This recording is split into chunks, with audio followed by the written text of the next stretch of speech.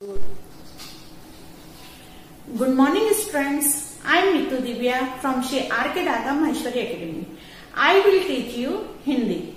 Students, आशा ही नहीं पूर्ण विश्वास है कि आप लोग अपने घरों में सुरक्षित होंगे, स्वस्थ होंगे। स्टूडेंट्स, आज हम आपकी पाठ्य पुस्तक मकरंद का पाठ 1 कवितावली पढ़ेंगे। कवितावली पढ़ने से पहले मैं आपको कवितावली के कवि तुलसीदास के बारे में कुछ बतलाना चाहती हूँ। भारतीय संस्कृति के उन्नायक लोकनायक तुलसीदास का जन्म संवत 1590 में बांदा जिले के राजापुर ग्राम में हुआ माना जाता है। आपके पिता पंडित आत्माराम दुबे और माता का नाम तुलसी था। कहा जाता है कि आपका बचपन अत्यंत कष्ट में बीता। आपका अधिकांश जीवन काशी, अयोध्या और चित्रकूट में ही व्यतीत हुआ। अयोध्या में ही संवत 1631 में आपने रामचरितमानस लिखना आरंभ किया था।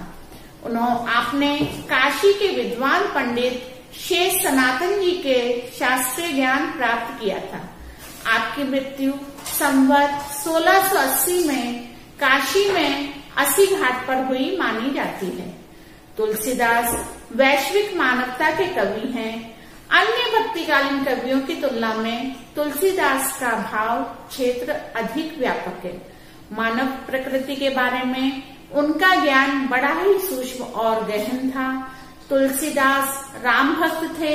उनकी भक्ति पद्धति दास भाव की थी।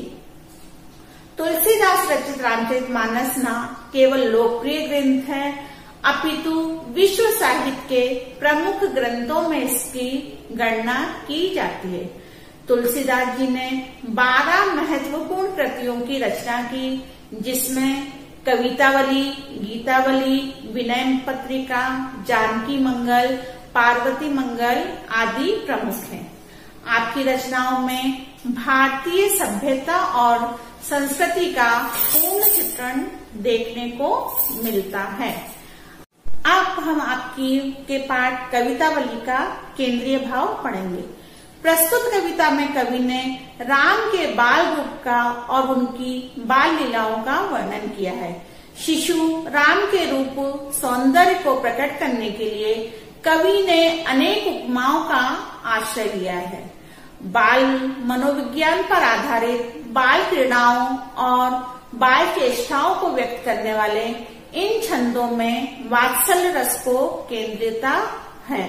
कवि ने निष्कर्ष के रूप में उस व्यक्ति के जीवन को सार्थक माना है जो राम के बाल रूप और बाल विनोद में अनुराग रखता है। अब अपन अपना पहला दोहा लेंगे। अवधेश के द्वारे सकारे गई सुत, गोद की भुक्ति ले विकसे, अब लोकी हो सोच विमोचन, ठगी सी रही जे न ठगे धिक से। अब यहाँ पे तो कवि तुलसीदास जी कहते हैं कि एक सखी दूसरे सखी से कहती है कि आज जब मैं राजा दशरथ के महल की ओर गई तो मैंने देखा कि राजा दशरथ अपने गोद में बालक राम को लिए हुए खड़े हैं। बालक राम की मनमोहक छवि देखकर मुझे ऐसा लगा मानो मेरे सारे दुख दूर हो गए हैं। उनकी छवि को देखकर मैं ठगी सी रह गई, अर्थात विस्मय होकर जहाँ खड़ी थी वहीं खड़ी रह गई। तुलसी मन रंजन रंजित अंजन नैन सुखंजन जातक से, सजनी शशि के में समनील उभे नवनील सरोवर से विकसे। अब यहाँ पे कवि तुलसीदास कहते हैं कि बालक राम की आंखें जातक पक्षी के समान दिखाई दे रही हैं। जातक पक्षी मालूम है क्या होता है? जातक पक्षी छोटा सा रहता है और वो पूरे काले रंग का रहता है, लेकिन उसकी आंखें क्या रहती हैं? केवल एक धारी जैसी सफेद रहती हैं। तो कह रहे हैं कि उनकी आंखें जो हैं बिल्कुल जातक पक्षी के समान दिखाई दे रही हैं और उनके जो चेहरा है वो ऐसा लग रहा है मानो कमल के ऊपर कमल के समान कोमल दिखाई दे रहा है। पग नुपुरो पहुंचे करग जनी मंजू बनी मनिहाल लिए, नवनील कलेवर पीत झंगा झलके पुलके नपु गोद लिए। अब वो कह रहे हैं कि बालक राम के पैरों में घुंघरू रूपी पायल पहने हुए हैं, हाथों में पहुंचे धारण करे हुए हैं और गले में मणियों की माला धारण किए हुए हैं और उनके सांवले चेहरे पर, सांवले रंग पर पीले रंग का झबला उन्होंने धारण कर रखा है और वो बहुत ही अति सुंदर, वो सुशोभित और वो बहुत ही सुंदर सुशोभित हो रहे हैं। राजा की गोद में वो अत्यंत ही मनोहारी दिखाई दे रहे हैं। अरविंदो सो आनुन रूप बरंदु आनंदित लोचन भ्रंग पिए, मनमो न बस्यो अस बालक जो तुलसी जग में फलू कौन जिए। अब यहाँ पे कवि कहते हैं कि जिस प्रकार भंवरा कमल के पराग का पान करके प्रसन्न होता है, उसी प्रकार राजा दशरथ अब बालक राम की किरणाओं को देखकर प्रसन्न हो रहे हैं। अब तुलसीदास जी पुनः कहते हैं कि जो मनुष्य श्री राम के प्रति स्नेह भाव नहीं रखते हैं, ऐसे मनुष्यों को जग में रहने का कोई अधिकार नहीं है। तनकी दुति श्याम सो लोचन कंठ की मंजुलताई हरे, अति सुंदर सोहा धूरी में छवि भूरी अनंग की धूली धरे। अब यहाँ पे वो कवि तुलसीदास जी कह रहे हैं कि उनके आंखें बहुत ही सुंदर दिखाई दे रही हैं और आंगन में खेलते हुए धूल से पूरे सन गए हैं और धूल से सने हुए होने के बावजूद वो इतने सुंदर दिखाई दे रहे हैं कि उनकी सुंदरता के आगे कामदेव की सुंदरता भी फीकी पड़ जाएगी। दमके दतिया दुति दामनी जो किलके कल बाल विनोद करे, अवधेश बालक चारी सदा तुलसी मन मंदिर में फिरे। अब तो तुलसीदास जी कहते हैं कि बालक राम अपनी क्रीड़ाओं से सभी का मन मोह ले रहे हैं और जब वो अपनी बात पर प्रसन्न होकर किलकारी मारते हुए हंसते हैं तो उनके दांतों की जो पंक्तियां हैं वो बिजली के समान चमकती हुई दिखाई दे रही हैं। अब वो तुलसीदास जी पुनः कहते हैं कि अवधेश अर्थात राजा दशरथ के चारों पुत्र सदैव उनके मन मंदिर में विचरते रहेंगे।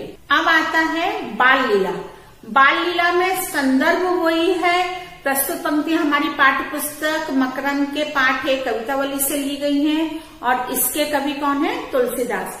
प्रसंग यह है कि यहाँ पे बालक राम अपनी जिद मनवाने के का प्रयास करते हैं। पहला है कबहु शशि मांगत अरि करे, कबहु प्रतिबिंब निहारे डरे, कबहु करताल बजाई के नाचत, माधु सवे मन मोद भरे।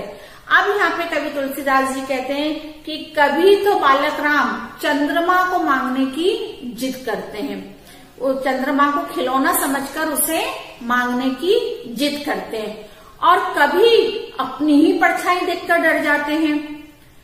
क्या है? कबहु शशि मांगत अरि करे, यानी कभी तो बालक राम चंद्रमा को खिलौना समझकर उसको मांगने की जिद करते हैं और कभी अपनी ही परछाई देखकर डर जाते हैं। कबहु करताल बजाई के नाचत, कभी अति प्रसन्न होकर तालियां बजाते हुए नाचते हैं। मातु सवे मन मोद भरे, और अपनी माताओं को प्रसन्न करने का प्रयास करते हैं। कबहु ऋषियाई कहे हटी के, पुनि ले सोई जही लागी अरे, और कभी उनको फिर अपनी पुरानी बात याद आती है, कभी अपनी पुरानी जिद वो आती है तो फिर वो अपनी माताओं से पुनः जिद करने लगते हैं। अवधेश के बालक चारी सदा तुलसी मन मंदिर में फिरे। तुलसीदास जी कहते हैं कि अवधेश के राजा दशरथ के चारों पुत्र सदैव उनके मन मंदिर में विचरते रहेंगे। पदक जनी मंजू बनी पनी, दनुहरी सर पंकज पानी लिए, लरिका संग खेलत डोलत है, सरजू न तट चौहट हाथ लिए। अब वो क्या कहते हैं कि बालक राम ने अपने पैरों में छोटी छोटी जूतियां पहन रखी हैं और कंधे पे धनुष बाण धारण कर रखा है और वो अपने मित्रों के संग सरयू नदी के तट पर अपने मित्रों के साथ खेलने जाते हैं। तो उनकी मोहक छवि देखकर वहां के बाजार के जो लोग हैं उनको एकटक देखने लगते हैं। तुलसी अस बालक सो नहीं नेहू, कहा जब योग समाधि किए। अब तुलसीदास जी कहते हैं कि ऐसे बालक से जो मनुष्य प्रेम नहीं करता, वो चाहे जितना भी जो योग तप साधना कर ले सब व्यर्थ है। नर वे खर सूकर स्वान समान, कहो जग में फलू कौन जिए। तो तुलसीदास जी पुनः कहते हैं कि जो मनुष्य बालक राम के प्रति प्रेम भाव नहीं रखता है, उनसे प्रेम नहीं करता है, ऐसे मनुष्यों का जीवन बेकार है, ऐसे मनुष्यों का जीवन धिक्कार है। वो चाहे कितना भी योग साधना जप तप कर ले, ऐसे मनुष्य सुअर कुत्ते गधे के समान हैं, अर्थात उन्हें इस जीवन में जीने का कोई अधिकार नहीं है। अब इसके प्रश्नोत्तर अगले उसमें PDF फाइल में भेजेंगे। धन्यवाद।